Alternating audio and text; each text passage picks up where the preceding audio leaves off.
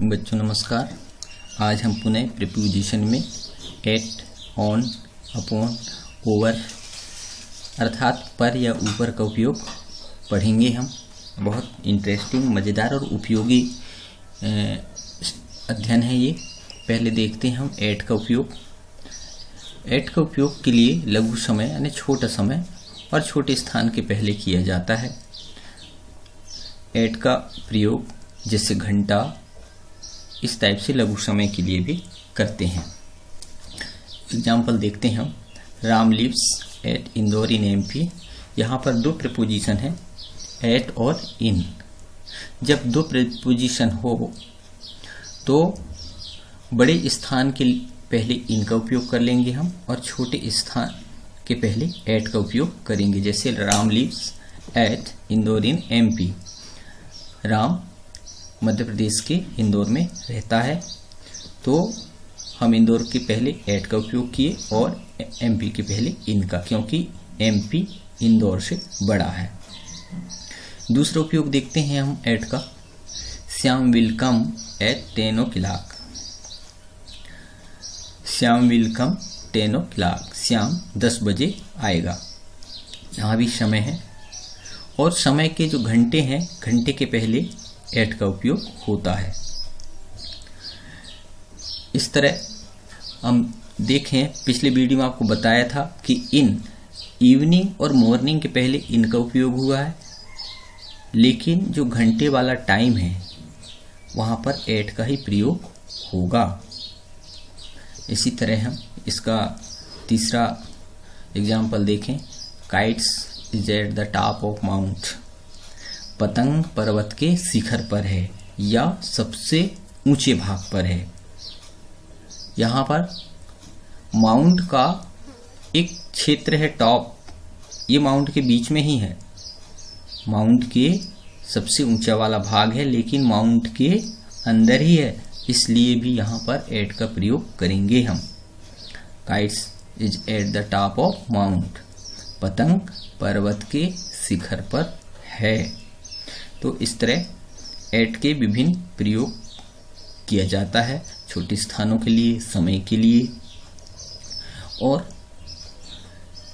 पर्वत नदियों के बीच में भी छोटे स्थान के पहले एट का प्रयोग हम करेंगे। अब देखते हैं ऑन का उपयोग। ऑन यानी भी पर होता है ऊपर, लेकिन स्थिर दशा जब दो वस्तुएं आपस में स्पर्श ना हो, ऐसे कंडीशन में ऑन का प्रयोग करेंगे हम। स्थिर यानी शांत दशा जब दो वस्तुएं आपस में स्पर्श यानी टचिंग हो, फिजिकल टचिंग हो, ऐसे कंडीशन में ऑन का प्रयोग करेंगे। जैसा कि एग्जाम्पल आपके सामने है। Some books are on the table. कुछ पुस्तकें मेज पर रखी हैं। यहाँ पर मेज है और पुस्तकें हैं। मेज पर पुस्तकें रखी हैं। मेज भी स्थिर है और उस पर जो पुस्तक रखी हैं वो भी स्थिर है, इसलिए यहाँ पर ऑन का उपयोग हम करेंगे। ये स्थिर अवस्था हुई, दोनों वस्तुओं का फिजिकल टचिंग भी हो रहा है। दूसरा एग्जाम्पल देखते हैं। The boy running on the road. लड़का रोड पर दौड़ रहा है। आप अब इसमें कह सकते हैं कि रनिंग यानी दौड़ रहा, ये तो यहाँ पर गतिशीलता है, मूवमेंट है, लेकिन नहीं, यहाँ पर रोड स्थिर है, उस पे बच्चा चल रहा है, उसके पैर उस पे टचिंग हो रहे हैं, इसलिए हम कह सकते हैं कि on the road. On the road के लिए ऑन प्रीपोजिशन का प्रयोग किया जाएगा। इसी तरह हम अपॉन का प्रयोग देखते हैं। अपॉन में इस स्थिति पे उपयोग होता है अपॉन का कि ऊपर की वस्तु स्थिर हो। मान लो दो वस्तुएं हैं, तो ऊपर की वस्तु स्थिर हो, भौतिक रूप से नीचे की वस्तु से स्पर्श ना हो। ऐसे कंडीशन में हम अपॉन का उपयोग कर सकते हैं। मान लो हमारे सिर के ऊपर छत है, हम उसके नीचे हैं, तो ऐसे कंडीशन में अपॉन द हेड हो, रूफ अपॉन द हेड, छत सिर के ऊपर छत। ऐसा एक एग्जाम्पल देखते हैं हम। The bridge is upon the river.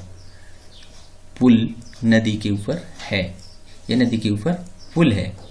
अब ब्रिज नदी के ऊपर है और स्थिर है, इसमें गति नहीं है। दूसरी चीज, भौतिक रूप से फिजिकल टचिंग यहाँ पर नहीं है, इसलिए हम इसके लिए अपॉन का प्रयोग करेंगे। दूसरा एग्जाम्पल देखते हैं। The fan is moving upon my head. The fan is moving upon my head. पंखा मेरे सिर के ऊपर घूम रहा है या चल रहा है। अब यहाँ देखेंगे हम, आप बोलोगे कि पंखा तो वहाँ गतिशील है, घूम रहा है, तो ऐसा नहीं है। पंखा एक जगह स्थिर है, उसके जो पंखे हैं वो घूम रहा है, इसलिए हम वहाँ पर अपॉन का उपयोग करेंगे। नीचे हम खड़े हैं, हमारे सिर के ऊपर पंखा घूम रहा है। पंखा एक ही जगह स्थिर होकर घूम रहा है, वहाँ से वो गति नहीं कर रहा है, इसलिए हम पंखे के लिए अपॉन का ही उपयोग करेंगे। इसी तरह हम देखते हैं ओवर का प्रयोग। ओवर यानी भी ऊपर ही होता है, ऊपर या ऊपर से। जब कोई चीज ऊपर गति में हो, वह नीचे की वस्तुएं से स्पर्श ना हो। इसको अच्छी बारीकी से समझें आप। जब कोई वस्तु या कोई चीज ऊपर में गतिमान हो और नीचे की वस्तु से वो फिजिकल टच उसका ना हो, ऐसे कंडीशन में हम ओवर का प्रयोग करेंगे। एक एग्जाम्पल है आपके पास, देखते हैं। Birds fly over my head. फिर से देखें इस वाक्य को। Birds flying over my head. पक्षियां मेरे सिर के ऊपर से उड़ रही हैं। व्यक्ति नीचे खड़ा है और पक्षियां वो सिर के ऊपर से उड़ चली। ऐसे कंडीशन में ओवर का उपयोग होगा। अभी आप देखे थे अपॉन का, जिसमें यह था कि वस्तु स्थिर हो और भौतिक रूप से फिजिकल टचिंग न हो। लेकिन अब हम ये देख रहे हैं कि ऊपर की वस्तु गतिशील हो, मूवमेंट में हो, लेकिन